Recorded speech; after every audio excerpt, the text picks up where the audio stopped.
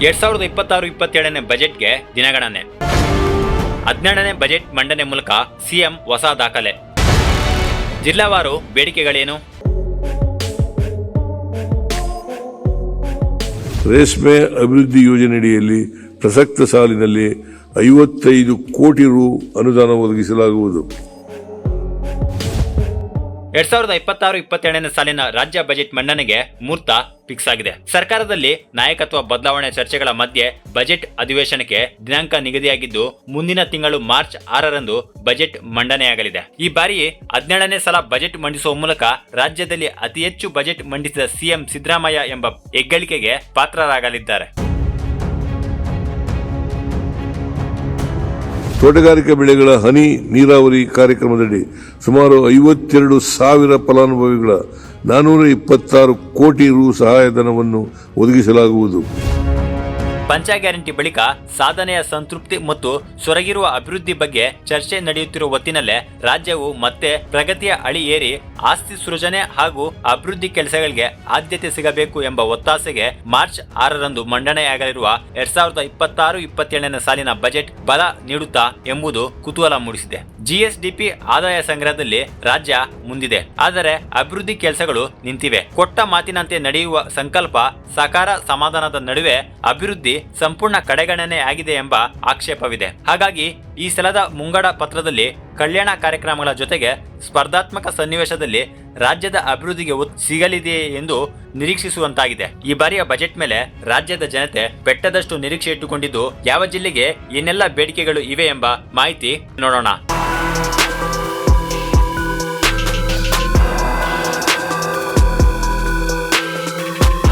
ಕಳೆದ 2 ವರ್ಷಗಳಲ್ಲಿ 60 ಹೊಸ ಪಶು ಚಿಕಿತ್ಸಾಲಯಗಳನ್ನು ಪ್ರಾರಂಭಗೊಳಿಸಲಾಗಿದ್ದು, 2025-26ನೇ ಸಾಲಿನಲ್ಲಿ 50 ನೂತನ ಪಶು ಚಿಕಿತ್ಸಾಲಯಗಳನ್ನು ಪ್ರಾರಂಭಿಸಲಾಗುವುದು.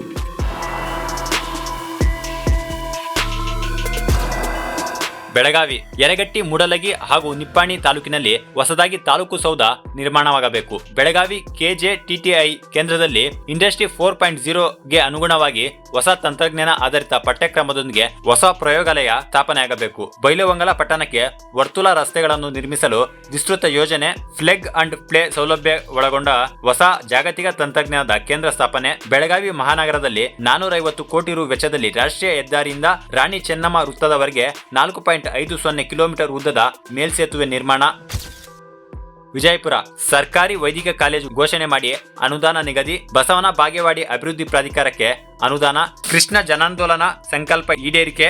ಅಕ್ಕ ಮಹಾದೇವಿ ಮಹಿಳಾ ವಿವಿಗೆ ಅನುದಾನ. ಘೋಷಿತ ಆಹಾರ ಪಾರ್ಕ್, ಜವಳಿ ಪಾರ್ಕ್, ವೈನ್ ಪಾರ್ಕ್ ನಿರ್ಮಾಣ. ಪ್ರತ್ಯೇಕ ವಿಶ್ವವಿದ್ಯಾಲಯ ಸ್ಥಾಪನೆ.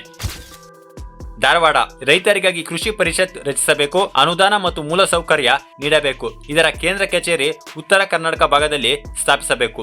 ಎಸ್ಡಿಆರ್ಎಫ್ ನಿಯಮಾವಳಿ ಬದಲಾಗಬೇಕು. ಆಸ್ತಿ ಪಾಸ್ತಿ ಹಾನಿಗೆ ಹೆಚ್ಚಿನ ಪರಿಹಾರ ಸಿಗಲು ಅನುಕೂಲ. ಕೃಷಿ ಬೆಳೆಗಳ ಖರೀದಿಗೆ ನಿರಂತರ ಖರೀದಿ ಕೇಂದ್ರಗಳನ್ನು ಸ್ಥಾಪಿಸಬೇಕು. ಅದಕ್ಕಾಗಿ ಪ್ರತ್ಯೇಕ ಆವರ್ತ ನಿಧಿ ಸ್ಥಾಪಿಸಬೇಕು. ಧಾರವಾಡ ಜಿಲ್ಲಾ ಆಸ್ಪತ್ರೆ ಸ್ಥಳಾಂತರ, ನೂತನ ಆಸ್ಪತ್ರೆ ನಿರ್ಮಾಣಕ್ಕೆ ಅಗತ್ಯ ಅನುದಾನ. ಹುಬ್ಬಳ್ಳಿ ಕಿಮ್ಸ್ನಲ್ಲಿ ಪ್ರಾದೇಶಿಕ ಕ್ಯಾನ್ಸರ್ ಕೇಂದ್ರ ಆರಂಭವಾಗಬೇಕು. ಚಿಕ್ಕ ಮಕ್ಕಳ ಆರೋಗ್ಯ ಕೇಂದ್ರ ತೆರೆಯಬೇಕು. ವಿಭಾಗೀಯ ರಕ್ತ ಭಂಡಾರ ಸ್ಥಾಪನೆಯಾಗಬೇಕು. ಇದಕ್ಕೆ ಅಗತ್ಯ ಅನುದಾನ ಘೋಷಣೆಯಾಗಬೇಕು. ಉತ್ತರ ಕನ್ನಡ, ಕಾರವಾರ ಕಿಮ್ಸ್ನಲ್ಲಿ ಸೂಪರ್ ಸ್ಪೆಷಾಲಿಟಿ ಆಸ್ಪತ್ರೆ ಸ್ಥಾಪನೆ ನಿರೀಕ್ಷೆ. ಜಿಲ್ಲೆಯಲ್ಲಿ ಭೂಕುಸಿತದಿಂದ ನಿರಂತರ ಅನಾಹುತಗಳು ಸಂಭವಿಸುವುದನ್ನು ತಡೆಯಲು ಕನಿಷ್ಠ 100 ಕೋಟಿ ರು ವಿಶೇಷ ನೆರವು. ಅಡಿಕೆ ಎಲೆಚುಕ್ಕೆ ರೋಗ ನಿವಾರಣೆಗೆ ವಿಶೇಷ ನೆರವು. ಶಿವಮೊಗ್ಗ, ಅಡಿಕೆ ಬೆಲೆಯಲ್ಲಿ ಕಂಡುಬರುವ ಮಾರಕ ರೋಗ ನಿಯಂತ್ರಣಕ್ಕೆ ಸಂಶೋಧನಾ ಹಾಗೂ ಸಸ್ಯ ಸಂರಕ್ಷಣೆಗಾಗಿ ಕಳೆದ ಬಜೆಟ್ನಲ್ಲಿ 62 ಕೋಟಿ ರು ಒದಗಿಸಲಾಗಿತ್ತು. ಆದರೆ ಅದು ನಿರೀಕ್ಷಿತ ಫಲ ನೀಡಲಿಲ್ಲ. ಇದಕ್ಕಾಗಿ ಸಮಗ್ರ ಯೋಜನೆ ಘೋಷಿಸಬೇಕು.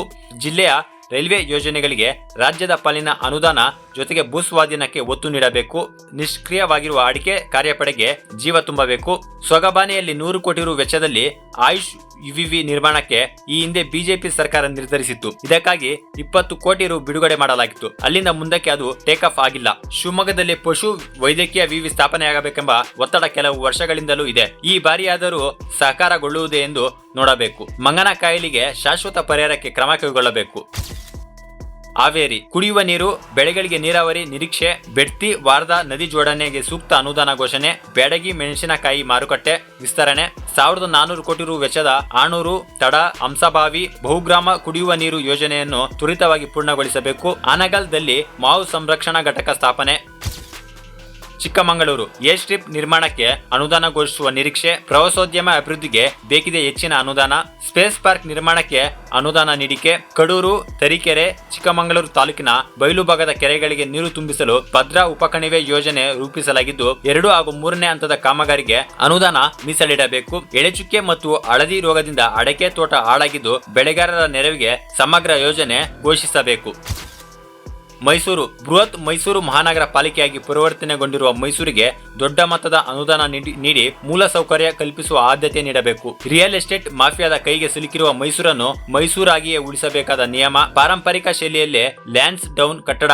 ದೇವರಾಜ್ ಮಾರುಕಟ್ಟೆ ಅಭಿವೃದ್ಧಿ. ಫೆರಿಫೆರಲ್ ರಿಂಗ್ ರಸ್ತೆ ನಿರ್ಮಾಣಕ್ಕೆ ಚಾಲನೆ. ಮಣಿಪಾಲ್ ಆಸ್ಪತ್ರೆಯ ಜಂಕ್ಷನ್ನಲ್ಲಿ ಮೇಲ್ಸೇತುವೆ. ಕುಕ್ಕರಳ್ಳಿ ಬಳಿ ಕೆಆರ್ಎಸ್ ರಸ್ತೆಯಲ್ಲಿ ರೈಲ್ವೆ ಮೇಲ್ಸೇತುವೆ. ಕಬ್ಬನಿಯಲ್ಲಿ ಇಂಟರ್ಫಿಟೇಷನ್ ಸೆಂಟರ್ ನಿರ್ಮಾಣ. ಉಡುಪಿ ಬ್ರಹ್ಮಾವರದಲ್ಲಿ ಕೃಷಿ ಕಾಲೇಜು ನಿರ್ಮಾಣ ಬೇಡಿಕೆ ಇದ್ದು ಪ್ರಸ್ತಾವನೆ ಸಲ್ಲಿಕೆ. ಮರುವಂತೆಯಲ್ಲಿ ವಿದೇಶಿ ಹಡಗುಗಳ ನೆಲೆ ನಿಲ್ಲಲು ಸೂಕ್ತ ಜೆಟ್ಟಿ ನಿರ್ಮಾಣ. ಉಡುಪಿಯ ಅಜ್ಜಾರ ಕಾಡಿನಲ್ಲಿ ನೂತನ ಜಿಲ್ಲಾಸ್ಪತ್ರೆ ನಿರ್ಮಿಸಲಾಗಿದ್ದು ಅನುದಾನ ಕೊರತೆಯಿಂದಾಗಿ ಕಟ್ಟಡ ಕಾಮಗಾರಿ ಅಪೂರ್ಣ.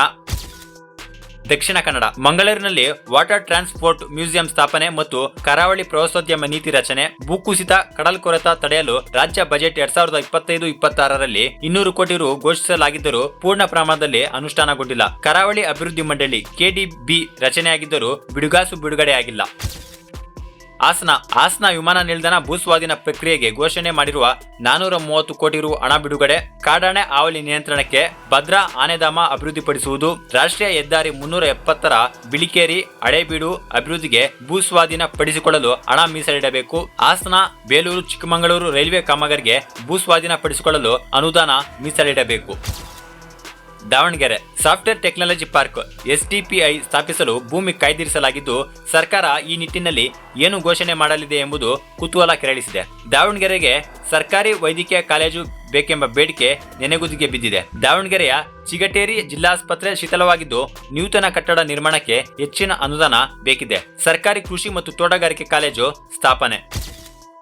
ಬೀದರ್ ಸಾಲದ ಹೊರೆಯಿಂದ ಬಾಗಿಲು ಮುಚ್ಚಿರುವ ಕೊಬ್ಬು ಬೆಳೆಗಾರರ ಜೀವನಾಡಿ ಬೀದರ್ ಸಹಕಾರ ಸಕ್ಕರೆ ಕಾರ್ಖಾನೆ ಪುನರಾರಂಭಕ್ಕೆ ಕ್ರಮ. ಕಾರಂಜ ಯೋಜನೆಯಲ್ಲಿ ಭೂಮಿ ಕಳೆದುಕೊಂಡ ಸಂತ್ರಸ್ತರಿಗೆ ವೈಜ್ಞಾನಿಕ ಪರಿಹಾರ. ಬೀದರ್ನಲ್ಲಿ ಕೃಷಿ ಕಾಲೇಜು ಪ್ರಾರಂಭಿಸಬೇಕೆಂಬ ದಶಕದ ಬೇಡಿಕೆಗೆ ಸ್ಪಂದನೆ. ಕಲಬುರಗಿ ಜವಳಿ ಪಾರ್ಕ್ ಕಾಮಗಾರಿಗೆ ವೇಗ.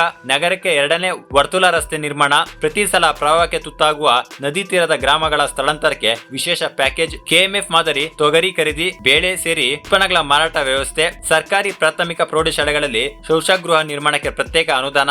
ರಾಜ್ಯ ಸರ್ಕಾರದ ಅಧೀನದ ಶಹಬಾದ್ ನ ಸುಸಜ್ಜಿತ ESI ಆಸ್ಪತ್ರೆ ಕಾರ್ಯಾರಂಭಕ್ಕೆ ಅನುದಾನ. ಕ್ವಿಂಟಾಲ್ ತೊಗರಿಗೆ ಇಂದಿನಂತೆ 500 ಅಥವಾ 1000 ರು ಪ್ರೋತ್ಸಾಹಧನ. ಯಾದಗಿರಿ ಜಿಲ್ಲೆಗೊಂದು ವಿವಿ ಘೋಷಣೆಗೆ ಕಾರ್ಯರೂಪ.